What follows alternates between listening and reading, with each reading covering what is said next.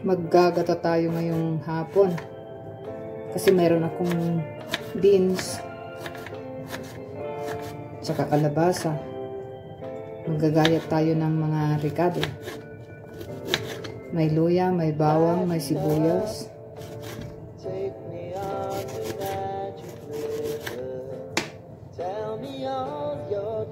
Ito yung beans, green beans. Ito yung kalabasa. At saka yung tawag dito, buto ng beans.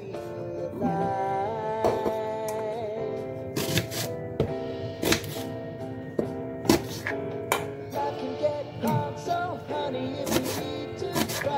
I-slice muna natin yung onions.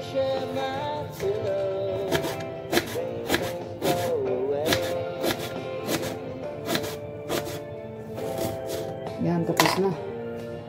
Yan, mag-start na tayo mag-gisa. Yan, mainit na yung kawali. Lagyan na natin ng mantika.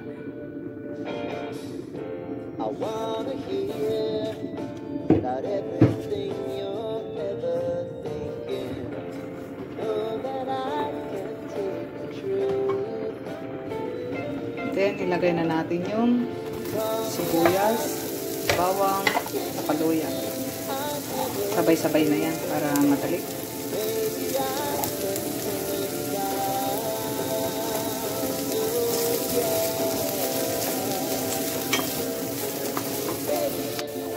Lagay natin yung buto ng sitaw.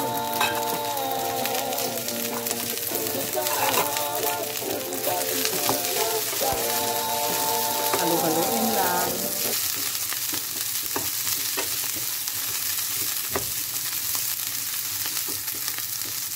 Mas matagal maluto ito kasi yung ano to, yung magulang na sitaw.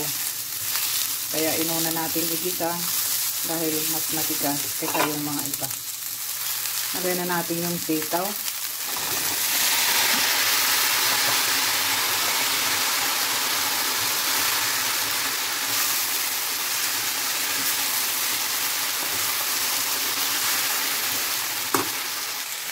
Lagay na natin yung kalabasa. Ayan.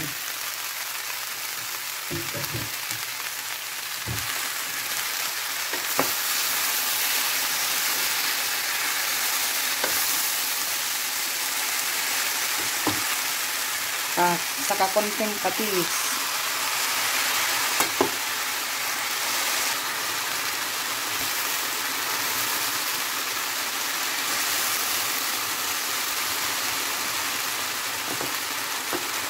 Maglagay din tayo ng konting asin. Kunti lang.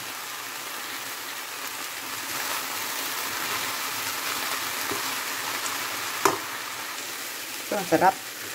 Naamoy ko na, ang sarap.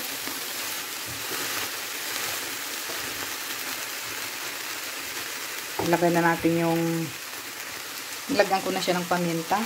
Sunod na natin yung coconut milk. Kalahati lang gagamitin ko. Yan. Tapos halu-haluin lang, tapos takpan natin siya.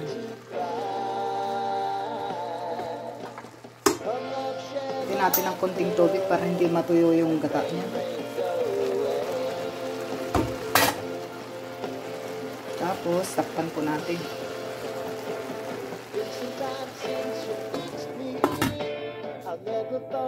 Wait for 5 minutes.